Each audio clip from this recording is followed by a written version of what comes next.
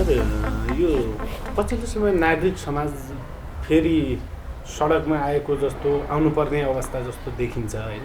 हामीले ६२-६३को आन्दोलनमा हेर्दाखेरि नागरिक समाजको एक किसिमको भूमिका थियो। तपाईँहरू फ्रन्ट लाइनमा हुनुहुन्थ्यो, दलहरू त्यो सडकमा आउन नसकेको र जनतालाई ल्याउन नसकेको अवस्थामा तपाईँहरूले लिड गर्नुभएको थियो। अहिलेको अवस्था त्यस्तै आएको हो, आउन खोज्या हो। कागती र खरानीको प्राकृतिक शक्तियुक्त ध्वनि हर्बल साबुन जिद्दी दाग हटाई भाडा चम्काउँछ अझ टिलिक्क। ठ्याक्कै त्यस्तै त भन्न मिल्दैन होला। अहिले र त्यतिखेरको अवस्थामा केही खास भिन्नता छ। ६२-६३को बेलामा प्रणाली समाप्त भएको बेला राजासँगको कुरा थियो। राजा निरङ्कुश भएर आएको बेला। दोस्रो चाहिँ तपाईँको माओवादीहरू हिंसामा थिए, उनीहरू विद्रोहमा थिए र फेरि त्यो ६२-६३को आन्दोलन एकै दिनमा 2-4 हप्तामा 1-2 महिनामा निर्माण भएको होइन। त्यसको एक प्रकारले भन्ने हो भने असोज 18देखि 59 साल असोज 18देखि त्यसको एउटा प्रारम्भ हुन्छ त्यो प्रक्रिया। र अहिले चाहिँ तपाईँको सिस्टम समाप्त भइसकेको अवस्था होइन, आशंका छ। सिस्टम नै जान्छ कि भनेर एउटा आशंका छ, तर सिस्टम चाहिँ नि केही महत्त्वपूर्ण चुकुलहरू पाङ्ग्रा खुस्केको बेला हो होइन, त्यति मात्रै हो अहिले। त्यसैले त्यो बेला र अहिलेको तुलना गर्न मिल्दैन। तर एउटा राम्रो पक्ष के देखिन्छ भन्दाखेरि निरन्तरता चाहिँ छ। त्यो बेलादेखि नै पनि अहिले पनि सानोतिनो विषयमा पनि नागरिक समुदाय एउटा आफ्नो सचेतनाका साथ सडकमा निस्कन्छ, राज्यलाई सरकारलाई खबरदारी गर्छ। चाहे तपाईँको चाहिँ नि केही घटनाहरू हुन् जस्तो भनौँ न, अब यो खास गरेर कहिले डाक्टर गोविन्द केसीले यो चाहिँ नि के अरे चिकित्सा शिक्षाको सन्दर्भलाई उठाउनु भयो। त्यस्तै गरेर कहिलेकाहीँ केही घटना विशेषमा जस्तो चाहिँ नि कञ्चनपुरमा निर्मला पन्तको चाहिँ नि रेप र हत्याको कुरालाई लिएर यस्तै विभिन्न विषयमा नागरिक खबरदारीहरू चेतनाहरू आइरहेको छ। त्यसले गर्दाखेरि यो घटना हुने बित्तिकै भने नागरिक अलर्ट थिए र अहिले चाहिँ नि सडकमा पुगेको छ। तर यो फरक प्रकृति हो। अब आवश्यकता पर्यो भनेदेखि आन्दोलनले आफ्नो गति आफै बनाउँछ। हेर्नुहोस्, आज प्रारम्भ भएको छ। अब यसको यो राजनीतिक घटनाक्रम कसरी विकसित हुन्छ त्यही आधारमा आन्दोलन पनि आफ्नो किसिमको बाटो लिएर त्यो विकासको बाटोमा जान्छ जस्तो लाग्छ मलाई। जुन किसिमले अहिले गतिविधि भइरहेका छन्, सरकार प्रधानमन्त्री खास गरी जुन किसिमले अगाडि बढिराख्नु भएको छ, त्यसले सङ्केत चाहिँ के गर्छ? अहिले 2-3टा कुरा अलिकति शङ्कास्पद रूपमा अब आइरहेको छ। एउटा कुरा यो के भन्दाखेरि हेर्नुहोस् त, केही दिन अगाडिसम्म यो सरकार त एक प्रकारले यत्रो ठुलो बहुमत सहित जनताको म्यान्डेट बोकेर आएको सरकार हो नि त होइन। त्यो ६२-६३को आन्दोलनको बेलाको जस्तो सरकार त होइन यो। यत्रो ठुलो बहुमत बोकेर केही दिन अगाडिसम्म, केही हप्ता अगाडिसम्म, पुस 5 गतेका दिनसम्म त सरकार चाहिँ नि पूर्ण रूपमा वैध थियो। यद्यपि सत्तारूढ दलभित्र धेरै गम्भीर किचलो थियो, पार्टी नै फुटिहाल्छ कि भन्ने एउटा अवस्था थियो। तर अर्को किसिमबाट भन्नुहुन्छ भने हेर्नुहोस् त, प्रधानमन्त्रीलाई औपचारिक रूपमा कहीँ कतै पनि चुनौती आएको थिएन। संसदमा यो चाहिँ विषय प्रवेश गरेको थिएन। पार्टीमै पनि तपाईँको एजेन्डासहित यो विषय प्रवेश गरेको थिएन। त एक्कासी तपाईँको यसमा अप्ठ्यारो पर्ने बित्तिकै सजिलो बाटो प्रधानमन्त्रीले खोजेको कारणले यस्तो भयो। राजनीति सजिलो बाटो होइन, पहिलो कुरा। दोस्रो, लोकतन्त्रमा त झनै सजिलो होइन। हेर्नुहोस् होइन, सजिलो बाटो खोज्दाखेरि त डिक्टेटर जन्मन्छ। सबैले प्रधानमन्त्री ताली पिटेर जाने वाह भनेर भनिरहनु, यो त कस्तो खालको हो।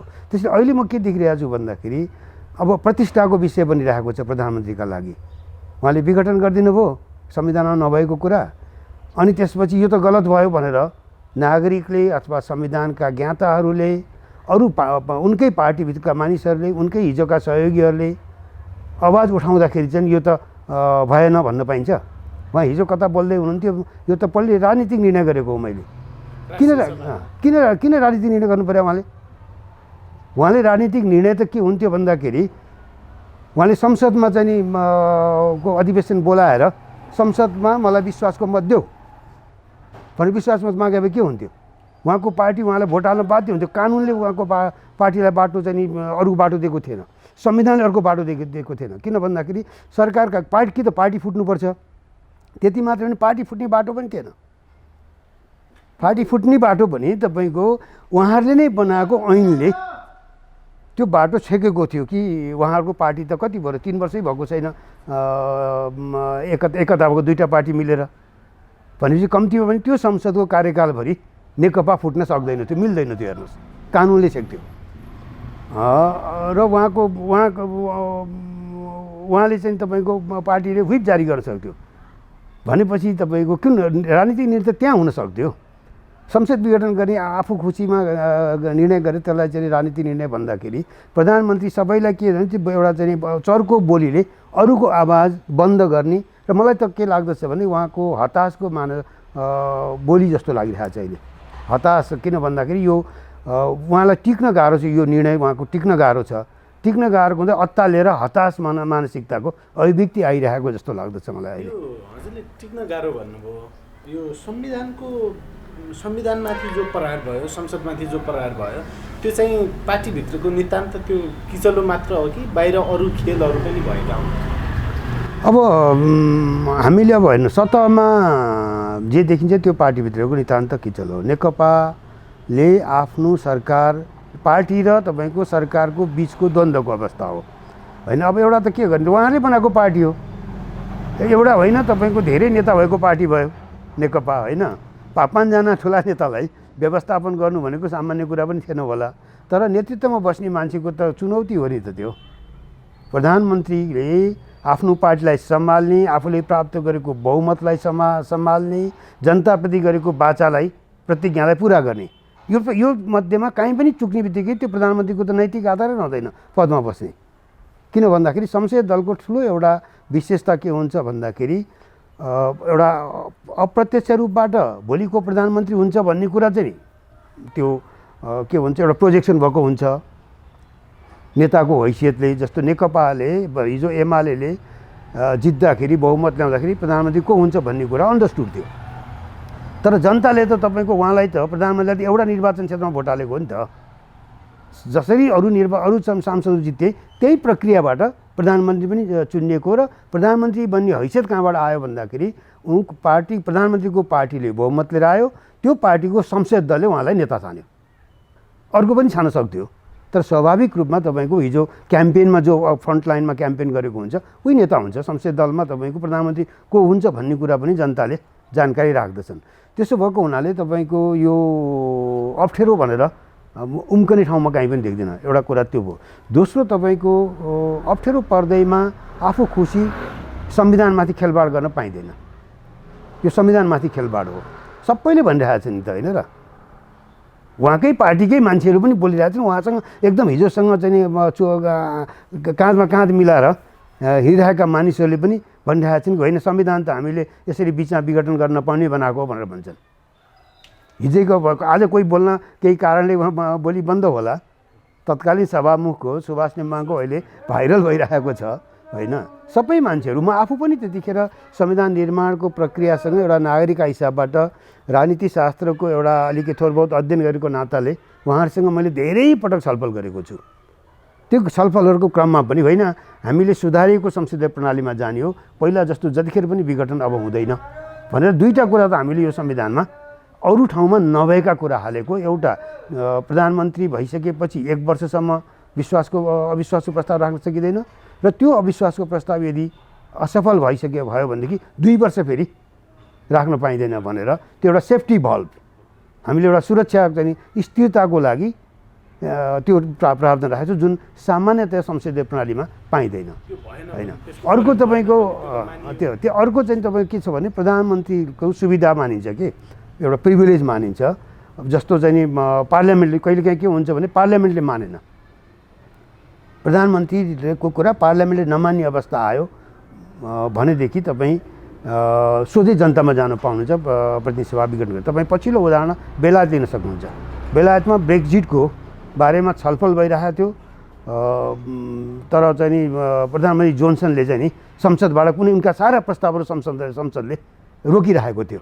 त्यस्तो अवस्थामा पनि उनले चाहिँ नि जान खोज्दा एकपटक चाहिँ लामो त्यो के भन्छ स्थगन गरे, रानीको चाहिँ आदेशबाट विघटन होइन स्थगन गरे। त्यो स्थगनलाई त्यहीँको अदालतले स्थगन गर्न पाइँदैन, तिमीले संसद सामना गर्नुपर्छ भनेर भनेको त्यो इतिहास हेर्नु, जसलाई हामी मोडेल भन्छौँ, जहाँबाट हाम्रो चाहिँ यो सुरु भयो। भनेपछि अहिले त तपाईँको के आइसकेको छ भने संसदीय प्रणालीको हिजोको 200 वर्ष अगाडिको 100 वर्ष अगाडिको 50 वर्षको अगाडिको अवस्था छैन। त्यही भारतमा पनि अहिले बिचैमा यो चाहिँ विघटन गरेर चुनावमा जाने अवस्था आएको छैन। भनेपछि यो त तपाईँको के भन्छ पार्टी आफूले चलाउन नसक्ने। अनि त्यसपछि दोस्रो तपाईँको सबैतिर घेराउ, ठिक छ प्रधानमन्त्री घेराबन्दी पार्यो, राजनीतिमा यस्तो खेल हुन्छ त। उहाँका प्रतिद्वन्द्वीहरूले उहाँ पार्टीभित्र घेराउ, बाबा यो त कुन पार्टीमा कुन चाहिँ नेता के सबै चाहिँ केपी ओलीका दास हुन् र नेकपाका मान्छेहरू, सबै मान्छेका चाहना हुन्छ नि त त्यहाँ। त्यो चाहनाहरूलाई सम्बोधन गर्ने क्षमता त प्रधानमन्त्रीमा चाहियो होइन, पार्टी अध्यक्षका रूपमा त्यो क्षमता चाहियो, आफ्ना कलिगहरूलाई आफूसँग राख्ने। अब यो गर्न नसक्ने, अब सबैतिर अल्पमतमा जाने अनि म पदमा बसिरहनुपर्छ भनेर भन्दा त यो त चाहिँ नि वाहियात कुरा भइहाल्यो नि त। त्यसको मूल्य चाहिँ उहाँले संविधान संसदलाई विघटन गरेर संविधानमा त्यसैले यो भयो के भन्दाखेरि मूल्य भन्दा नि या कसैले त्यसलाई कु पनि भनेका छन् होइन, कसैले के भने मैले चाहिँ संविधानको भित्ता फोडेर चाहिँ नि प्रधानमन्त्री चाहिँ निस्किएको छ भनेर भनेको छु। भित्तै फोडेर चाहिँ यो उ किनभने संविधानले नदिएको बाटो जब छैन भनेदेखि भित्ता फोड्ने काम भयो कि त चाहिँ तपाईँको उहाँले छोड्नु पर्थ्यो, उहाँले संसद सामना गर्नु पर्थ्यो नि त। संसदको अधिवेशन बोलाएर संसद सामना गरेको भएदेखि बहुमतको थियो, संसदबाट उहाँलाई चाहिँ नि बाटो नदिएको भएदेखि अनि विघटनको जस्तो कुरा हुनसक्थ्यो होला होइन। उहाँले राजीनामा गर्न सक्नुहुन्थ्यो, अर्को प्रधानमन्त्री बन्न नसक्ने अवस्थामा संसद विघटनका कुराहरू हुन्थे।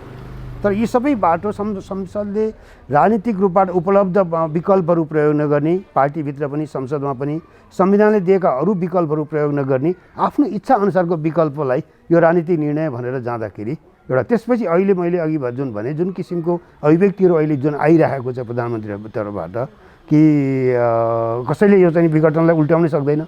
जस्तो उहाँको दाबी यहाँनिर एउटा के छ भने यो म 64% संसदमा 64%को सर्वमान्य नेता हो, त्यही भएर मैले जान पाउनुपर्छ, यो त मेरो हक हो भन्ने किसिमको हाम्रो संविधानले त्यो दिएको छैन। यो पुरानो संविधानको व्यवस्था हो।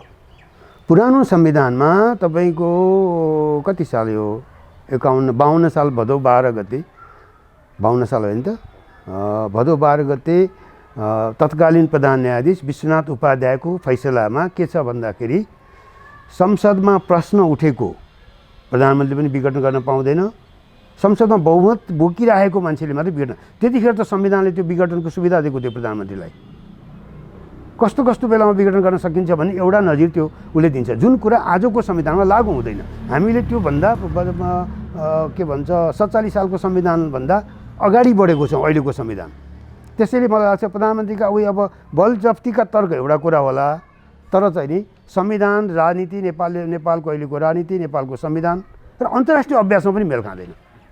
अन्तर्राष्ट्रिय अभ्यास पनि तपाईँको जतिखेर पनि प्रधानमन्त्रीले जोनसनसँग पनि तपाईँको बहुमत थियो, तर उसले चाहिँ त्यही बेलायतकै अदालतले बेलायतमा जबकि यो पार्लियामेन्टलाई सभरेन पार्लियामेन्ट भन्ने चलन छ अहिले पनि, तर त्यहाँ पनि तपाईँको के आइसक्यो जुडिसियल रिभ्यू भन्छौँ हामी, संविधानको चाहिँ नि एउटा व्याख्या गर्ने अधिकार जब त्यहाँ त संसदले नै गर्थ्यो सबै कुरा हेर्नुहोस्।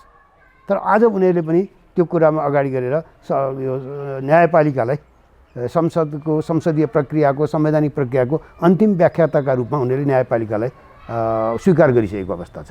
यहाँनिर प्रधानमन्त्रीको एउटा तर्क के आइरहेछ भने जस्तो यो स्थायित्व दिन सकेन, विकास दिन सकेन यो संसदले, यो संसद डेट एक्सपायर्ड भयो, यो कुहियो भन्ने उहाँकै भाषामा चुइने छानो भयो, त्यही भएर छानो फेर्नलाई नयाँ जनमतमा जाने मेरो अधिकार हो भन्नुभयो। यसलाई चाहिँ होइन, यो होइन, यसको त कुनै अर्थ लाग्दैन नयाँ जनमतमा। किन भन्दाखेरि तपाईँको 2-3टा कुरा आउँदछ, प्रश्न आउँदछ। यो 3 वर्षका बिचमा उहाँलाई के कुराले काम गर्नु रोक्यो? कुन दिन तपाईँको चाहिँ नि उहाँले भनेको प्रस्ताव उहाँका मन्त्रीहरूले मानेनन्? कुन दिन उहाँले भनेको कार्यक्रमको, है म यो पदको कुरा गर्दिनँ, कृषि बाँडफाँडको कुरा होइन, के कार्यक्रम लिएर आउनु जुन कार्यक्रमलाई उहाँको पार्टीले अस्वीकार गर्यो? उहाँको पार्टीले भनौँ न संसदमा त एउटा पनि अस्वीकार भयो। उहाँले लगेका कुनै पनि विधेयकहरू जस्तो अब पब्लिकबाट हुने कुरा त विरोध कुरो, उहाँको चाहिँ ढङ्ग पुग्दैन। तपाईँको जथाभावी विधेयक लैजानुहुन्छ, अधिकारको दुरुपयोग गर्ने किसिमबाट विधेयक जान्छ भनेदेखि त पब्लिकमा जस्तो चाहिँ यो के भन्छ गुठी सम्बन्धी संसदको बेन्चमा कुनै विपक्षी दलले कसैले विरोध गरेर त्यो फिर्ता गरेको होइन, सडकमा आएको चाहिँ उसले। अब सडकको उहाँले कसरी गर्नुहुन्छ त्यसपछि? मतदाता त तिनी होस् होला नि त सडकमा आउने। त्यसैले तपाईँको अनि त्यो यी कुराहरू उहाँले पनि उहाँको पार्टीले त इन्डोर्स गरेर पार्टीबाट अगाडि बढिसकेको कुरा। त्यस कारण कहाँ उहाँले काम गर्न पाइएन भनेर भन्ने यो तपाईँको हुतियारा तर्क हो। समयमा आफूले काम गरेर देखाउन सक्ने, समय भेट्किँदै गयो, जनतासँग त्यता ठुला बाचा गरेको छ। के कारणले रोक्यो? तपाईँको चीनसँग गर्छु, यो काम गर्छु, त्यो काम गर्छु भनेको के कारणले रोकिरहेछ? रोकिनु पर्ने त कुनै कारण छैन। संसदले रोकेको छैन, कसैले रोकेको छैन। BRI-मा सम्झौता गरेकै हो। चीनले बाचा गरेका कुराहरू अगाडि बढेको छैन, होइन? भारतसँग भएका बाचाहरू कति कुरा भए, कति कुरा भएन, तपाईँको यो आफ्नो ठाउँमा आउँछ। त्यसैले मलाई के लाग्दछ भन्दाखेरि काम गर्न पाइएन, दिएनन् भन्ने कुरा यो केटाकेटीले पनि नपत्याउने कुरा हो। यो सबै छर्लङ्ग छ नि। उहाँलाई संसदमा कुनै किसिमको असहयोग कुनै पार्टीले गरेको छैन। क्याबिनेटमा कसैले असहयोग गरेको छैन। कसले असहयोग गर्यो? उहाँकै त्यसैदेखि यो टिमले असहयोग गरेको भएदेखि त त्यो टिम कस्तो चाहनु उहाँले टिम जतिखेर परिवर्तन गर्न सक्नुहुन्छ। जस्तो उहाँले यो संसद विघटन गरेर निर्वाचन घोषणा गरेपछि देश दौडामा हुनुहुन्छ, काठमाडौँदेखि धनगढी र अहिले अझै पनि कार्यक्रम मधेसतिर तय भइरहेछन् र त्यहाँ हजारौँको सङ्ख्यामा जनता आइरहेछन्, जसलाई उहाँले चाहिँ यो मेरो कदमको समर्थनमा आएको जनमत हो, जनमास हो भन्नुभएको छ। यसलाई कसरी बुझ्नु? होइन, अब यो त अहिले भन्ने कुरा आउँदैन। प्रधानमन्त्री जाँदाखेरि मानिसहरू आए र यही नै आधार। त्यसो चुनाव किन गर्नु पऱ्यो त? चुनाव किन गर्नु पऱ्यो त? उहाँले त चुनाव घोषणा गर्नुभएको छ, चुनाव प्रचारको लागि जानुभयो, होइन? चुनाव प्रचार जाँदाखेरि प्रधानमन्त्रीको के भनाइरहेछ भने सुन्न मान्छे आए, यही नै मलाई चाहिँ समर्थन हो भनेर उहाँले दाबी गर्ने हुन्छ। चुनावै नगरे भइहाल्यो नि त। मलाई चाहिँ जनताको समर्थन सिधै रहेछ, मैले त विघटनै गर्नुपर्ने चाहिँ मै हो भनेर आए पनि हुन्छ, अथवा अर्को अवधि चुनावै चाहिँदैन, मलाई जनताले सोझै अनुमोदन गरिसके भनेर यस्ता खालका कुरा गरेर हेरे पनि हुन्छ। तर यो होइन। अहिलेको एउटा के उहाँको प्रयत्न के हो भन्दाखेरि आफूले गरेका कदमलाई आफैले जस्टिफाई गर्नु पऱ्यो, होइन? त्यसैले मेरो पछिमा जनता छन् भनेर त्यो उहाँको सभामा आएका मानिसहरूलाई साँची देखाउनु पऱ्यो। त्यसपछि दोस्रो चाहिँ उहाँले के भन्छ आफ्नो मैले यति कारणले गरेँ भनेर अर्को पक्षलाई चाहिँ तर्फ दोष त थुपार्नै पऱ्यो। त्यसकारण यो एक्सन तपाईँको गरिसकेपछि गलत एउटा गल्ती छोप्नलाई धेरै गल्ती गर्नुपर्दछ। अब अहिले डरलाग्दो अवस्था के छ भन्दाखेरि प्रधानमन्त्रीका बोलीहरू फेरि अरू थप गल्ती हुने ठाउँतिर जान खोज्दैछन्। यद्यपि बोलीले मात्रै त गल्ती हुँदैन होला, तर उहाँले भन्दैमा तपाईँको अहिले भनौँ न यो राजनीतिक एक्सन हो भन्दैमा अब यो संविधान नबुझ्ने मान्छेले भन्ने कुरा बेग्लै होला, तर उहाँले नियतवश गर्न भएको छ। त्यसकारण उहाँका कुराहरू एकपक्षीय तर्कहरू हुन हेर्नुहोस्। एकपक्षीय तर्कको सँग कुरा गरेर त्यसमा तर्क वितर्क गर्नुको म कुनै ठाउँ देख्दिनँ। जस्तो उहाँले एउटा अर्को भनिराख्नु भएको, तपाईँ जो संविधानको विरोधमा हुनुहुन्छ 2-4 जना उहाँकै भाषामा रत्नपार्कमा औषधि बेच्नेले पनि त्यति त जम्मा गर्छ र मेरो मास हेर्नुहोस् म पछि लागेको मेरो कदमको समर्थनमा भन्ने त्यसरी जस्तो होइन। यस्तो हुन्छ हेर्नुहोस्, होइन त्यसरी होइन। पहिला सत्य कुरा कहिलेकाहीँ एक्लैले पनि भनिरहन्छ। हेर्नुहोस् एक्लै मान्छे, त्यसरी हाम्रो त्यसै उखान बनेको छ नि, एक्लो बृहस्पति झुट्टा भनेर। के बृहस्पति भनेको गुरु हो, मानुन् नमानुन् चेला चपेटाहरूले एक्लै भए पनि गुरुले सत्य बोलिरहन्छ भनेर त्यो एक्लो बृहस्पति झुट्टा भन्ने उखान त्यसरी बनेको होला त्यो। त्यसकारण कुनै बेलामा भन्नु सोक्रेटिस एक्लै थियो त, आज संसारले वाह गर्छ किन? त्यसैले के कुरा आउँदछ भने सत्यका कुराहरू आउँदाखेरि संवैधानिक सत्यका कुरा आइसकेपछि त्यसको पछाडि मास कति छ भन्ने कुरा आउँदैन। त्यसो किन त्यो तपाईँको चाहिँ अदालतका चाहिँ 7 जना 10 जना मान्छेलाई जिम्मा लगाउनु पऱ्यो त? कहिलेकाहीँ आवश्यक पर्दाखेरि प्रधानमन्त्री एक्लैले निर्णय गर्नुपर्ने अवस्था आउँदछ। प्रधान न्यायाधीश न्यायाधीश त एकल इजलास पनि हुन्छ न्यायाधीशहरूको। किन गर्नु पऱ्यो? त्यसपछि जतिखेर पनि तपाईँको कि त हो गर्नु पऱ्यो, हामीले पनि संविधानमा बदलौँ, जति हामीलाई आवश्यक अप्ठ्यारो परेको बेलामा जन्मसंग्रहको प्रावधान राखौँ, त्यो भएर हुन सक्थ्यो, होइन? अब हामी कहाँ छ त जन्मसंग्रहको पनि व्यवस्था छ। तपाईँको प्रधानमन्त्रीले त्यो बाटो पनि गर्न सक्नुहुन्थ्यो। त्यसैले उहाँका तर्कहरू म कुनै देख्दिनँ त, दम देख्दिनँ। हेर्नुहोस्, त्यसै तर्कका लागि तर्क गर्ने। अब प्रधानमन्त्री हुनुहुन्छ, सत्तामा हुनुहुन्छ, उहाँले बोलेपछि तपाईँ जस्तो सञ्चारकर्मीले कम्तीमा पनि जानकारीका लागि पनि त दिइदिनु परिहाल्यो। यत्रो मिडियाहरू छ, त्यहाँ सबैजना फोटोसोटो खिच्दाखेरि एकछिन त त्यसै पनि आउँछ त। त्यसैलाई तपाईँको सत्य हो भनेर आजको जमाना 21औं शताब्दी त्यसरी त हुँदैन। अहिले तपाईँको एउटा सानो कुनै कहिलेकाहीँ त तपाईँको गलत कुरा पनि भाइरल हुन्छ, यसको पछाडि जन मात्रै छ भनेर भन्ने। त्यस कारण म चाहिँ यसलाई आधार देख्दिनँ। प्रधानमन्त्रीलाई बाध्यता छ, आफूले कदम चालेको हुनाले त्यो गलत, त्यसको यो गलत होइन भनेर उहाँले निरन्तर रूपमा बोलिरहनु पर्ने अवस्था उहाँलाई परेको छ। त्यसैका अभिव्यक्ति मात्रै हुन्। म चाहिँ यसको पछाडि खासै कुनै गम्भीर राजनीतिक तर्क पनि देख्दैन। संवैधानिक यो संवैधानिक त रिक्तता नै छ त्यहाँ। संविधानले त उहाँको कामले पुष्टि नै गर्दैन, राजनीतिले पनि पुष्टि गर्न सक्दैन। किनभने एउटा लिडरसिपको लागि राजनीतिक नेताले राजनीतिक रूपमा समाधान खोज्छ। पार्टीभित्र आएको समस्या छ भने पार्टीभित्र सामना गर्छ, पार्टीभित्र सामना गर्नुपर्छ। उसले संसदबाट आएको समस्या छ भने संसदभित्र सामना गर्नुपर्दछ। त्यो सामना गरेर पनि जब बाटो पाइँदैन अनि जनतामा जाने हो, तर जनतामा जनतालाई बताएर जानुपर्दछ। जस्तो प्रधानमन्त्रीले स्थायित्वको लागि मेरो सरकार 5 वर्ष चल्नुपर्छ भन्नुभयो। यो अहिलेको व्यवस्था जुन छ यसले चाहिँ एक व्यक्तिको स्थायित्व भनेको हो कि संसदको स्थायित्व भनेको हो कि पार्टीले रुल गर्नुलाई स्थायित्व भनेको हो कि केलाई स्थायित्व? होइन, स्थायित्व राजनीतिमा स्थायित्व भनेको अब यसलाई हामी के भन्छौँ, विश्वसनीयता, प्रेडिक्टेबिलिटी भन्छौँ होइन।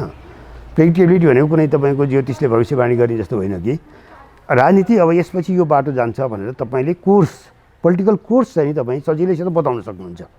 त्यसलाई हामी स्टेबिलिटी भन्छौँ। हेर्नुहोस्, जस्तो पोलिटिकल कोर्स के हो भन्दाखेरि चुनाव भयो, 5 वर्षको लागि संसद बन्यो, 5 वर्ष यो सरकार जान्छ भन्ने सामान्य मान्यता हो। त्यसपछि गएर यो बिचमा यसरी विघटन हुँदैन भन्ने मान्यता हो। अब सरकार जनताले दिएको हो त, जनता कहाँनिर जनता चुक्यो, कहाँनिर तपाईँको उहाँलाई अप्ठ्यारो पार्यो भन्नुहोस् त। 5 वर्ष चल्छ भनेर जनताले मत हालेको हो, संविधानले 5 वर्ष बहुमत भएको सरकार चल्छ भनेर भनेको हो। अहिले विघटनमा जान पनि सरकार नचल्ने अवस्था कहाँबाट आयो? कुन दिन म चुनौतीका साथ भन्दछु, भित्र के भयो बेग्लै कुरा, उहाँहरूको कोठामा के खासखुस भयो बेग्लै कुरा हो।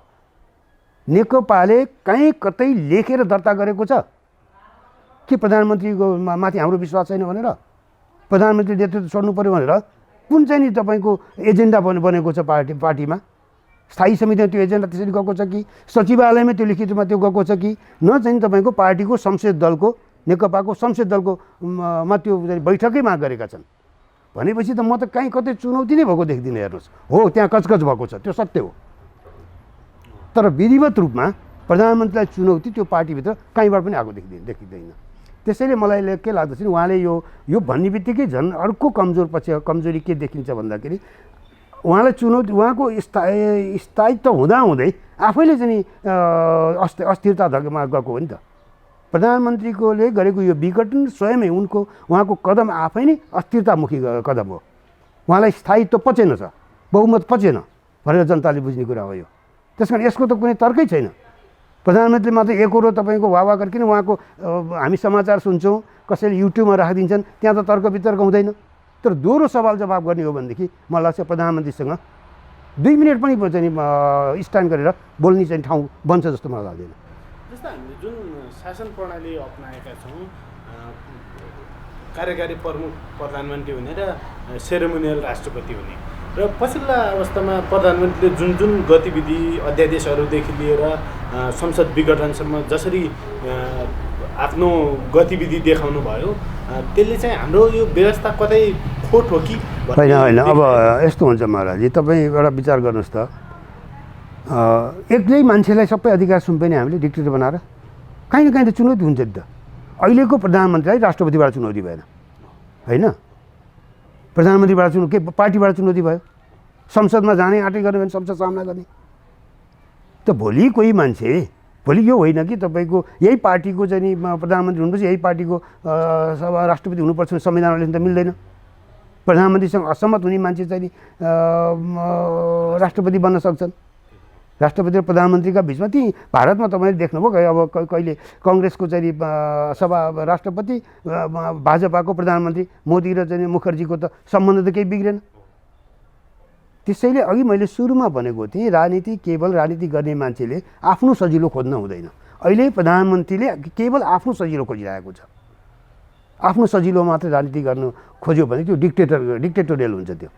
त्यसैले मलाई लाग्दैन यो चाहिँ यो प्रणालीको दोष, भन्ने कुरा कुनै पनि प्रणालीमा तपाईँ राष्ट्रपति प्रणालीमा जानुहोस्, कसरी बुझ्ने राष्ट्रपतिको चाहिँ समस्या कहाँनिर देखिन्छ, राष्ट्रपति अलिकति विवेक प्रयोग नगरेको यतिखेर राष्ट्रपतिसँग सरकारले लिएर आएका कुरालाई हुँदैन भनेर इन्कार गर्ने सुविधा छैन हाम्रो प्रणालीमा।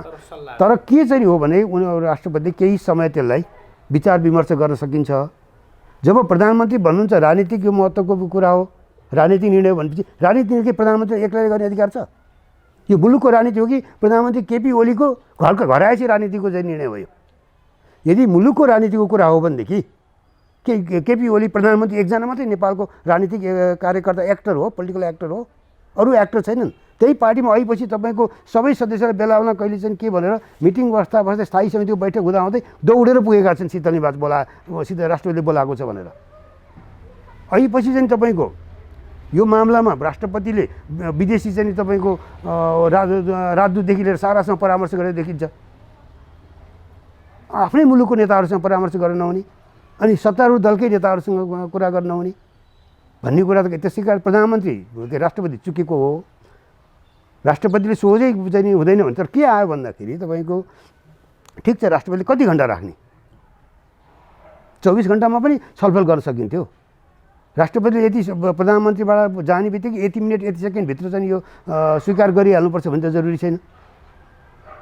त त्यही 4 घन्टाका बिचमा पनि यदि राष्ट्रपति सचेत भएको भएदेखि 10 बजे उहाँ पुग्यो, अहिले समाचार अनुसार भनौँ न 10 या 11 बजेको बिचमा समयमा राष्ट्रपतिलाई यो जानकारी भयो र चाहिँ तपाईँको 2 बजे यसको चाहिँ सार्वजनिक सूचना आयो भनेपछि त्यो 3 घन्टाको बिचमा जति पनि छलफल गर्न सकिन्छ। 3 घन्टाको बिचमा त संसारभरि तपाईँको छलफल गर्न सकिन्छ, आफ्नै देशभित्र गर्न सकिने कुरै थिएन। त्यसकारण यो मामलामा राष्ट्रपति चुकेको, यो कुनै संसदबाट पारित भएर गएको एउटा विधेयकको कुरा थिएन। संविधानमै उल्लेख नभएको कुरा यदि त राष्ट्रपतिलाई पनि जानकारी हुनुपर्ने हो। अनि आफैले फेरि तपाईँको अघिल्लो पटक पनि भनौँ न एउटा अध्यादेश, त्यही अध्यादेश अघिल्लो पटक चाहिँ आफूले जारी गरेर फेरि फिर्ता लिनु परेको छ। त्यही नै अध्यादेश फेरि दोस्रो पटक जारी गर्नलाई के कारण पर्यो? यस्तो कुरामा राष्ट्रपतिले प्रधानमन्त्रीलाई सोध्न मिल्छ, तपाईँले मलाई अघिल्लो पटक गलत सल्लाह दिनुभयो, तपाईँले भनेर लिएर आएको मैले अध्यादेश सही गरेँ, तपाईँ फेरि 2 दिनपछि आफै आएर फिर्ता गर भनेर भन्नुभयो र मैले त्यो पनि फिर्ता गरेँ। अब यो दोस्रो पटक फेरि यस्तै अध्यादेश किन ल्याउनु भयो तपाईँले, म गर्दिनँ भनेर किन भन्न सक्ने?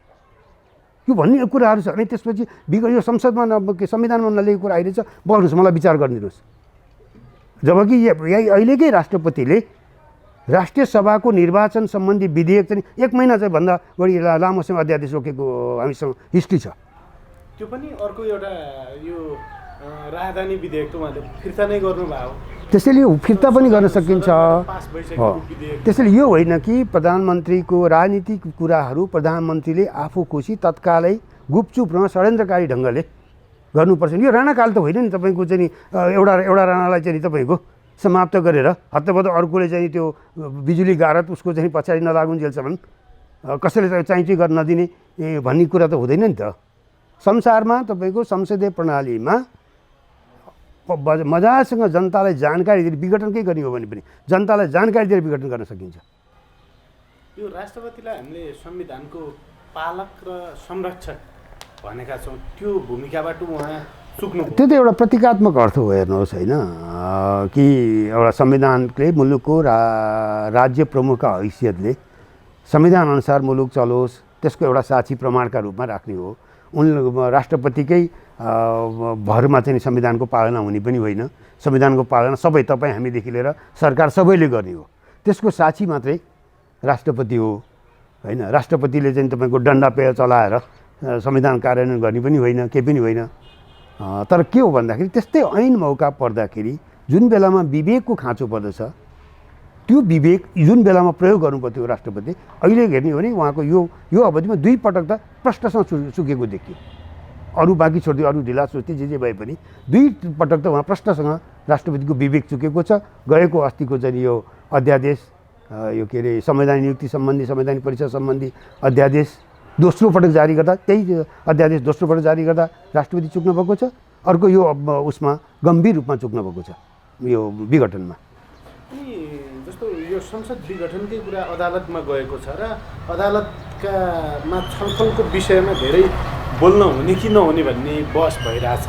यसलाई कसरी लिने? अब यस्तो हुन्छ हेर्नुहोस्, अदालतमा यो पुरानो एउटा मान्यता छ कि सबजुडिस के भन्छ उनीहरू कानुनी भाषामा, होइन सबजुडिस केस भन्छ। अदालतको विचाराधीन भएको विषयमा त्यसलाई गलत रूपबाट प्रभाव पार्ने कसैले प्रयत्न गर्न हुँदैन भन्ने एउटा पुरानो मान्यता हो।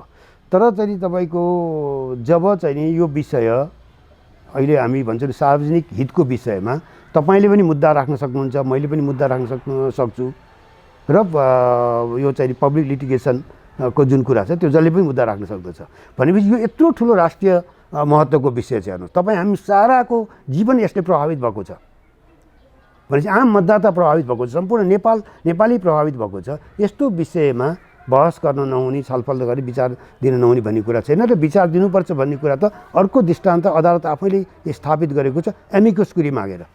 एमिकस क्युरी भनेको यो विषयमा अलिकति विशिष्ट ज्ञान भएका मानिसहरू भने त्यहाँ सीमा नभए 5 जना मात्रै मान्ने होला, त्यो 15 जना पनि माग्न सकिन्छ। त्यसमा जब तपाईँको केवल कानुन व्यवसायी मात्रै हुनु पर्दैन, नागरिक पनि हुनसक्दछ। एमिकस क्युरीको कुनै खासै ठुलो यो जस्तो न्यायाधीश हुनलाई यो योग्यता चाहिन्छ भन्ने छ नि, त्यस्तो होइन। त्यो विषयको एउटा चाहिँ जानकारी राख्ने ज्ञान भएको मानिस त्यो चाहिँ समाजमा बाहिर कहीँ पनि हुन सक्दछ भनेपछि अदालत आफैले एमिकस क्युरीको व्यवस्थाले के भनेको छ, यसमा एउटा विशिष्ट सुझाव परामर्श हामीलाई आवश्यक छ। त्यो पनि पब्लिक हो नि त, पब्लिक हो नि त, त्यो उहाँहरू तपाईँको ती चाहिँ यो एमिकस क्युरी कुनै पक्ष विपक्षीको वकिल भएर जाने होइन भनेपछि त अहिले तपाईँ हामीले यदि बोल्छौँ भनेदेखि हामी कसैको पक्ष विपक्षमा होइन, मेरो पनि चासोको कुरा हो, तपाईँको आम नागरिकको चासोको विषय भएको हुनाले अदालतलाई यो प्रभावित हुने भन्ने कुरा पनि आउँदैन। अदालतले यी सबै कुराको लागि हेर्नुपर्छ। अर्को कुरा, अब यदि एकछिनलाई प्रधानमन्त्रीले यसलाई राजनीतिक कदम, राजनीतिक निर्णय भन्नुभयो, राजनीतिक निर्णय हो भनेदेखि अदालतले पनि मुलुकको राजनीतिक अवस्थामा ध्यान दिनुपर्दछ। मुलुकको राजनीतिक अवस्था भनेपछि चुनावको राजनीतिक पक्ष कस्तो छ, पार्टीहरू के भन्छन्, जनता के भन्छन्, मतदाता के भन्छन्, संविधानभन्दा पर पनि गएर हेर्नुपर्ने अवस्था आउँदछ। कहिलेकाहीँ तपाईँको विवेक न्यायपालिकाले आफ्नो विवेक प्रयोग गर्नु पर्दा आफ्नो निर्णय गर्न संविधानअनुसार हेर्नुहुन्छ भने त आँखा चिम्लेर यो अस्ति नै बदर गर्दै भइसक्थ्यो, संविधानमा हुँदैन भएको काम भएको भनेर होइन। अब अलिकति यसका अरू पक्षलाई पनि हेर्ने हो भनेदेखि त अनि तपाईँ हामीले जनताले, पार्टीले, अरू पब्लिकले नबोलेदेखि अदालतले कसरी थाहा पाउने?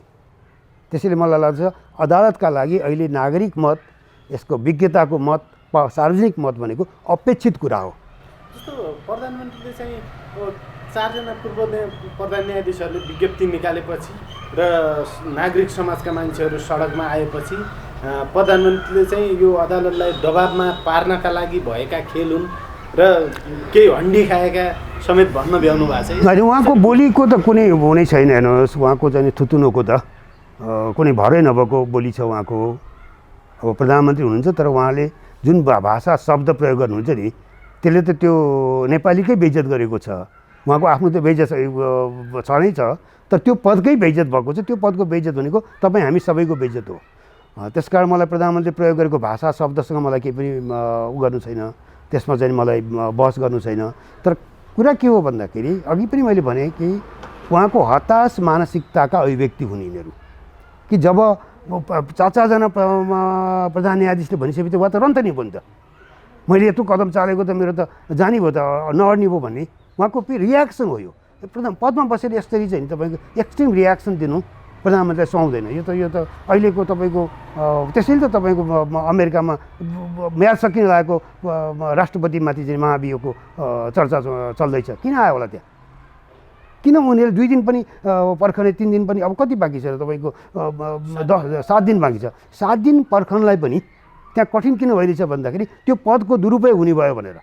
त्यसमा अहिले नेपालको अवस्था प्रधानमन्त्रीले जसरी बोलिरहनु भएको छ त्यसले के देखाउँछ नि त्यो दुरुपयोगको हद नाग्ने अवस्था देखिन्छ। त्यसैले मलाई लाग्छ उहाँको बोलीभन्दा पनि चिन्ता कहाँनिर छ भन्दाखेरि यही बिचमा एउटा प्रतिक्रिया, एउटा चाहिँ भनौँ न एउटा त्यो तीव्र प्रतिक्रिया, आफ्नो गलत कामबाट आहत भएको मान्छेले फेरि अर्को गल्तीमा मुलुकलाई धकेल्छ कि भन्ने चिन्ता देखिन्छ यसबाट। जस्तो निर्वाचन आयोगमा पनि एक किसिमको निर्वाचन आयोग, सर्वोच्च अदालत अनि अख्तियार लगायतका निकाय, संवैधानिक निकायहरूमा प्रधानमन्त्रीको व्यक्तिगत प्रभाव पर्यो। ती संस्थाहरू स्वतन्त्र होइन, यस्तो हुन्छ हेर्नुहोस्। होइन, हामी कहाँ संविधानले 2-3टा व्यवस्था गरेको छ होइन। अब अङ्ग्रेजीमा हामी भन्छौँ नि विनर्स टेक अल, जित्नेले सबै लिने। हामीले संवैधानिक बनाउँदा यस्तो बनायौँ कि जित्नेले सबै लिन नपाउने, केही सेयरिङ गर्नै पर्दछ। सेयरिङ भनेको भागभन्डा होइन, तर त्यो एउटा डिग्निफाइड सेयरिङ हो। पार्टीभित्र आफ्ना कलिगहरूसँग मिल्नुपर्छ, आफ्ना कलिगहरूसँग पनि सरसल्लाह गर्नुपर्ने हुन्छ, अरू पार्टीहरूसँग पनि सरसल्लाह गर्नुपर्ने हुन्छ। र त्यसकारण संवैधानिक महत्त्वको संवैधानिक नियुक्तिमा त संविधानले प्रश्न के बन्यो भन्दाखेरि संवैधानिक परिषदमा हेर्नुहोस् त कस्तो व्यवस्था छ। विपक्षी दलको नेता, सभामुख, उपसभामुख, राष्ट्रिय सभाको अध्यक्ष, सभामुख र उपसभामुख हाम्रो संविधान एउटै दलको हुन नपाउने भनेर भनेको छ। भनेपछि त त्यसको आशय के हो भने एउटै दलको सभामुख र उपसभामुख हुँदैन भनिसकेपछि त अर्को दलसँग पनि सेयरिङ गर्नुपर्छ भने हो नि त। यो त्यसरी एक प्रकारको सहमति त्यस्तो हुन सकेको हो। त्यो हुन सकेको भएदेखि त तपाईँको यो प्रधानमन्त्रीको काम त अध्यादेश ल्याउने होइन, उपसभामुखको निर्वाचनपट्टि जानुपर्थ्यो नि त। त्यसकारण एक्लै गर्ने, आफैले मात्र गर्ने खालको प्रवृत्ति हाबी भयो होला। त्यसमा उहाँले 1-2 जना कहिलेकाहीँ अब अहिले पछिल्लो नियुक्ति हेर्दाखेरि त्यो नियुक्ति अवस्था के हुन्छ, अब अहिलेको चाहिँ नि संवैधानिक राजनीतिक अवस्थाले निर्णय गर्छ होला। विपक्षी दलको नेतालाई 2-4 जना मान्छेहरूलाई नियुक्ति गर्दैमा यो सन्तुलन कायम हुन्छ भन्ने खालको लेनदेनको जस्तो देखियो। त्यस्तो त होइन। जस्तो यहाँनिर सरले भन्नुभयो अगाडि पनि यो सबै विनर्स टेक अल भन्ने, त्यो भन्दा पनि साँठगाँठ प्रतिपक्षको भूमिकालाई लिएर चाहिँ कसरी हेर्ने, अनि प्रतिपक्षले सत्तासँग गरेको साँठगाँठ लेनदेन त्यसलाई चाहिँ कसरी? होइन, प्रतिपक्षको मलाई के लाग्दछ भनेदेखि एउटा कुरा नेकपाको विवाद जुन छ नि त्यसका वादी प्रतिवादीसँग प्रतिपक्ष जोडिनु जरुरी छैन। त्यो नजोडेकै राम्रो हो। कतिले लाग्छ होला तपाईँको प्रचण्ड माधव नेपालको लाइनमा शेरबहादुरले बोल्नुपर्छ भने त्यो होइन, त्यो गलत हो, त्यो अपेक्षा होइन। तर के हो भन्दाखेरि मलाई के लाग्छ भने अहिले कहाँनिर अलिकति झुकाव कता यो चुनावको तिर झुकाव जस्तै कि चुनावको फाइदा लिने प्रधानमन्त्रीले गरेको विघटनको सदर होइन कि चुनावबाट नेकपा विभाजित अवस्थामा चुनावको बेनिफिट लिने आशय चाहिँ तपाईँको विपक्षी दलको नेताको बोलीमा देखिन्छ। तर यो कामलाई त विरोधमै छ त काङ्ग्रेस त। त्यसो भएको हुनाले मलाई यो लेनदेन भन्ने कुरा, अर्को कुरा तपाईँले उठाएको कुरा अब संविधान नियुक्तिकै कुरामा त त्यो त खोज्छ नि त विपक्षी दलले होइन। विपक्षी दलले तपाईँको आफ्नो मलाई पनि देऊ भनेर चाहिँ कति दिन मिल्ने दिन पर्ने ठाउँ कहाँ हो, दिन नहुने ठाउँ कुरा हो भनेर तपाईँको त्यो गर्ने अधिकार प्रधानमन्त्रीलाई छ। संवैधानिक नियुक्ति भन्दा पनि उहाँले चाहिँ राजनीतिक नियुक्तिमै साँठगाँठ खोज्नुभयो, भाग खोज्नुभयो होइन। भाग होइन, त्यो भन्दा पनि तपाईँको अब यो चाहिँ नि प्रधानमन्त्रीलाई जब सङ्कट आइपर्यो, अब आफ्नो पार्टीले समर्थन गर्यो भने विपक्षीले समर्थन गर्छ कि भनेर विपक्षीले ललिपप देखाएको हो यो। तर त्यो अवस्थै रहेन। संसद सामना गर्नु परेको भएदेखि यो त राजनीतिमा कहिलेकाहीँ तपाईँको हिजो त तपाईँको थुप्रै यहाँ चाहिँ नि सांसदका चाहिँ नि तपाईँको किनबेच भएका उदाहरणहरू छन् होइन। रातारात चाहिँ पार्टी बदलेको उदाहरण छन्। अहिले यो सबै हेरेर हामीले कसरी टाल्यौँ हेर्नु न। एकपटक संविधान बनाउँदाखेरिका उद्देश्यहरूलाई हामीले हेर्नु जरुरी छ।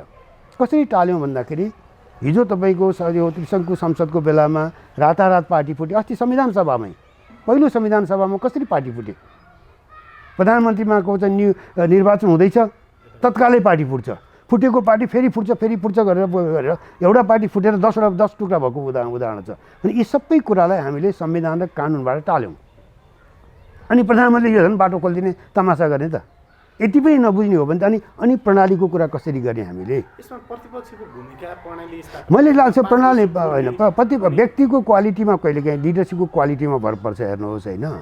अब अहिले हामीले अपेक्षा गरेको लिडरसिपको क्वालिटी नेपाली काङ्ग्रेसको नेतृत्वमा छैन, त्यो सत्य हो। नेपाली काङ्ग्रेसको वर्तमान नेताको विपक्षी दलको नेताको मोरल हैसियतै कमजोर छ नि त। त्यो नैतिक आधारै उहाँको कमजोर छ हेर्नुहोस्। त्यसो भएको हुनाले उहाँको हिजोको पृष्ठभूमि सबै कुरा केही लेनदेन भएछ, बेग्लै कुरा हो।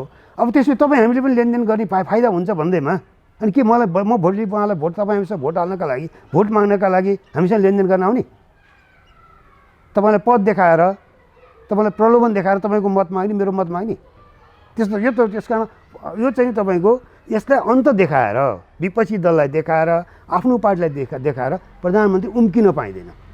जो मान्छे फर्स्ट पर्सन हो उसैले पहिलो जिम्मेवारी लिनुपर्दछ।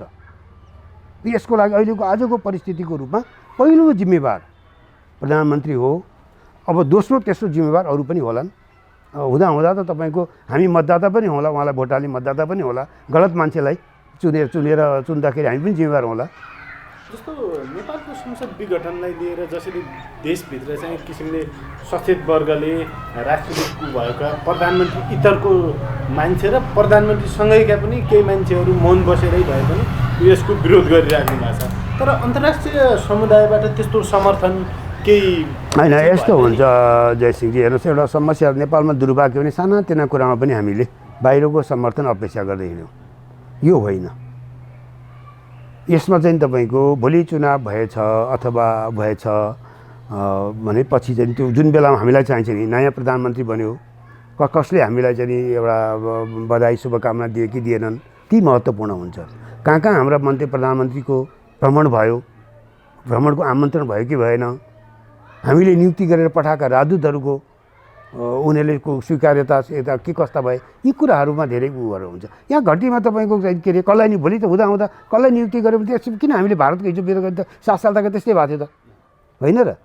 त्यसैले यो मलाई चाहिँ अहिले विपक्ष विदेशी बोले कि बोलेन भन्ने कुरा ठुलो कुरा नै समाचार बनेको छ। समाचार बन्नु नै हाम्रो अवस्थाप्रति अन्तर्राष्ट्रिय समुदाय सचेत छ भनेको हो। त्यस कारण नेपालको अहिलेको विघटन त इन्टरनेसनल न्युज बन्यो, होइन र? तर यसलाई मेरो विघटनको कदमलाई फेरि पनि प्रधानमन्त्रीले नै अन्तर्राष्ट्रिय स्तरबाट मलाई स्वीकृति भएको जस्तो जसरी सभाहरूमा त व्याख्या होइन। उहाँले त्यही त उहाँले गलत उहाँको त्योबाट तपाईँको एकदम गलत रूपबाट प्रधानमन्त्री अगाडि बढ्ने भएछ, आफ्नो कुरालाई व्याख्या गरिनु भएछ। चाहिँ मिल्दैन। म तपाईँलाई अर्को एउटा उदाहरण दिन्छु। 1996मा बङ्गलादेशमा 1996 फेब्रुअरीमा एउटा चुनाव भयो, संसदीय चुनाव। खालिदा जिया प्रधानमन्त्री हुनुहुन्थ्यो। त्यो चुनावलाई सारा विपक्षीले अस्वीकार गरे, अगाडि बढ्न सकेन। त्यसपछि अन्तर्राष्ट्रिय तपाईँको त्यहाँ एक प्रकारको हस्तक्षेप भयो, दबाब बढ्यो र प्रधानमन्त्री छोड्न बाध्य हुनु। 6 महिनामा अर्को चुनाव भयो। कि त्यस्तै खोजेको प्रधानमन्त्री अन्तर्राष्ट्रिय दबाब? त्यस्तो हो भनेदेखि बेग्लै कुरा हो। नत्र भनेदेखि जब विघटन अन्तर्राष्ट्रिय समाचार बन्छ त्यो नै एउटा अन्तर्राष्ट्रिय चासोको कुरा हो। हेर्नुहोस्, यसमा तपाईँको प्रधानमन्त्रीको ठिक कि बेठिक भनेर ताली एकचोटि ताली पनि अर्को, यो भनेको के नेपालका उसमा चाहिँ अन्तर्राष्ट्रिय समुदाय जसरी यहाँ अहिले हामी बाँडेको छौँ विभाजित हुनु भनेर प्रधानमन्त्रीले चाहना हो। देखिसक्यो त तपाईँको एक प्रकारले अघोषित रूपमा विभाजित पनि भएको छ। एउटा छिमेकी तपाईँको नेकपा नफुटोस् बरु प्रधानमन्त्री राजीनामा गरून् भनेर लागिरहेको थियो, होइन? अर्को चाहिँ केही भनेर देखिरहेको थिएन, तर अब फुटेपछि खुसी नै भएको होला, होइन? यो कुरा भित्र तर यसो भने हामीलाई खुसी लागेको छ भनेर भारतले पनि हामीलाई दुःख लागेको छ, चिनले भन्न थाल्यो के हालत हुन्छ? त्यस कारण यो चाहिँ नि होइन, उनीहरूले आफ्ना अभिव्यक्तिहरू आफ्नो ठाउँबाट दिएका छन्। त्यसलाई चाहिँ between the reading between the lines भन्छौँ हामी कि रिडिङ बिट्विन द लाइन्स हेर्ने हो भनेदेखि अन्तर्राष्ट्रिय चासो मजासँग नेपालको बारेमा आएको छ। त्यसलाई पढ्न ढङ्ग पुग्दैन प्रधानमन्त्रीको, अथवा एकपछि रूपबाट पढ्नुहुन्छ उहाँको कुरा हो। त्यो प्रदेश सभाहरूमाथि पनि त्यो विघटनको डर मन्डराइरहेको छ माथिबाट, त्यस्ता मन्त्रीहरूले नै अभिव्यक्ति दिइरहेछन्। त्यो भयो भने कतै हाम्रो सङ्घीयता नै यो फेलियर रहेछ कि भन्ने हुँदैन? होइन, मलाई त्यस्तो लाग्दैन। हेर्नुहोस्, अब 2-3टा कुराहरू आउँदैछ। भोलि चुनाव हुने भयो, अदालतले यसलाई चाहिँ नि उ गरेन, बदर गरेन, प्रतिनिधि सभा विघटनलाई सदर मान्यो। अब हामीसँग त बाटो छैन नि त। हेर्नुहोस् न, संवैधानिक बाटो भनेको अब एक ठाउँ बाँकी छ, सर्वोच्च अदालतले यसलाई करेक्सन गर्न सक्दछ। हाम्रो अहिलेको चाहना संविधानले सर्वोच्च अदालतले कदर गरो के यसलाई चाहिँ नि तपाईँको करेक्ट गरोस् भन्ने कुरा, सच्याइदियोस् भन्ने हो। तर यो सच्याएन र चुनाव हुन लाग्यो भनेदेखि त तपाईँको चुनाव त होला त। चुनावमा किन भागिन आयो भने भोलि प्रधानमन्त्री गाली अरूलाई गाली गर्ने त कुरा आउँदैन। एउटा सीमाभित्र चुनाव होला, पार्टीहरू चाहिँ आउँदैन। त्यो पनि सीमा नआग्यो भनेदेखि बहिष्कार पनि गर्न सक्छ नि त। जसरी मैले अघि उदाहरण दिएँ, 1996मा सारा विपक्षी दलले बहिष्कार गरेको चुनाव थियो, सत्तापक्षले मात्रै गरेको चुनाव थियो। अन्तर्राष्ट्रिय अनुमोदन पनि भएन, आखिर अन्तर्राष्ट्रिय हस्तक्षेप जस्तै भयो, व्यापक दबाब भयो र 6 महिनाभित्र अर्को चुनाव गर्नु पऱ्यो। एउटा त्यो स्थिति देखाएँ मैले। दोस्रो तपाईँको चुनावै हुनुपर्दाखेरि त भोलि यो किन यो खिचडी चाहिँ चिरा परेको तलदेखि माथिसकेको चिरा परेको चाहिँ नेकपा बोकेर किन प्रदेश सभा बसिरहन्छ? त्यो पनि चुनाव गर्दै हुन्छ। चुनाव हुने अवस्थामा प्रदेश सभा पनि चुनाव गरे हुन्छ। त्यस कारण त्यहाँ यो कचकच गरिनुभन्दा र स्वाभाविक रूपमा सङ्घीय संसदमा सङ्घीय राजनीतिमा सत्तारूढ दलमा विभाजन भइसकेपछि त्यसको प्रभाव त तल किन चाहिँ प्रदेशमा त वडासम्ममै पर्छ नि त। त्यो पर्दाखेरि त्यो यो चाहिँ म अस्वाभाविक मान्दिनँ। विघटन भएछ भने पनि यसलाई कसैले मलाई थ्रेटको होइन कि अब त्यो बाटो त त्यहाँ पनि छैन। हेर्नुहोस्, बाटो त प्रतिनिधि सभा के प्रदेश सभा विघटन गर्ने बाटो छैन। जस्तो सङ्घीय प्रतिनिधि सभालाई जे प्रावधान लागू हुन्छ संविधानको त्यही व्यवस्था त्यही प्रावधान प्रदेश सभाको हकमा पनि छ। बाटो त त्यो पनि गलतै हुन्छ। तर होइन, अब राजनीतिमै मुलुकको राजनीति भोलि चुनावमा गयो भनेदेखि त फेरि तलदेखि माथिसम्म प्रदेश र सङ्घको चुनाव गर्दाखेरि के बिग्रिन्छ? त्यो चुनाव भयो भने मलाई लाग्छ त्यतिखेर चुनावको वातावरण बनेछ, चुनावमा जानु पनि बाध्यता निर्माण भएछ भनेदेखि त्यो ठुलो कुरा हो जस्तो लाग्दैन मलाई। अन्तिममा जस्तो त्यो सदर गऱ्यो भने त चुनावको बाटो भइहाल्यो। चुनावको बाटो भन्दा पनि एउटा अर्को बाटो पनि मलाई अर्को एउटा देख्छु। तपाईँले एउटा अर्को एउटा मैले देखिरहेको छु। दुईवटा सम्भावना भनेर सकौँ यो कुरालाई। एउटा तपाईँको धेरै मानिसहरूको आशंका के छ भन्दाखेरि वैशाखको चुनाव त हुन्छ भन्ने। त्यसका दुईवटा कारण दिन्छ। एउटा अहिले त त्यस्तो देखिँदैन, तैपनि कोभिडको नयाँ रूप आइपुग्छ कि भन्ने एउटा आशंका मानिसहरूमा छ। त्यो अवस्थामा एउटा प्राकृतिक रूपमै चुनाव नहुने अवस्था हुन सक्दछ। दोस्रो तपाईँको अब यस्तो खालको जुन प्रतिक्रिया प्रधानमन्त्रीबाट देखिरहेको छ, चुनावमा होइन, यो त धक्कु मात्रै हो। प्रधानमन्त्रीले चुनावमा बाजी मार्ने कुरा त नेकपाको हार त निश्चित छ त। नेकपाको सबभन्दा ठुलो घाटा प्रधानमन्त्री ओलीको पक्षलाई हुन्छ कि उनको विपक्षलाई हुन्छ, त्यो मात्रै हेर्न बाँकी हो परिणाम त। नेकपाको हार त निश्चित भइसक्यो नि त। भनेपछि तपाईँको यस्तो चुनावमा म आफू पछाडि पर्ने चुनावमा किन जाने भनेर प्रधानमन्त्रीकै चाहिँ नि त्यो सुविधा सत्ताको दुरुपयोग हुँदै गएर भोलि मान्छेले भन्छ कसैले इमर्जेन्सी पनि लागु हुनसक्छ भन्छन्, कसैले के भन्न सक्छन्, अनेक किसिमको कुराहरू ल्याउँछन्। त्यतातिर बाटो गयो भनेदेखि चाहिँ नि मलाई लाग्दछ त्यसपछि अब मुलुकको राजनीति अहिले तपाईँले भनेपछि अब निर्णायक आन्दोलनको नागरिकहरू पनि निर्णायक आन्दोलन उत्रिनुपर्ने अवस्था त्यहाँनिर आउँदछ। अहिले मैले सङ्केत गरेको थिएँ सुरुमा, आन्दोलनले आफ्नो गति आफै चाहिँ निर्माण गर्दछ। राजनीतिक गतिसँगै आन्दोलनको गति निर्माण हुन्छ। त्यसकारण अब अदालतले कसरी फैसला गर्छ, त्यो फैसलापछि मुलुकको राजनीति कतातिर जान्छ, त्यसको आधारमा नागरिकहरूले पनि आन्दोलनको एउटा चाहिँ कोर्स, आन्दोलनको चाहिँ गति निर्णय गर्दछन्। त्यो आन्दोलनको गति निर्णायकै भएर आउँदछ।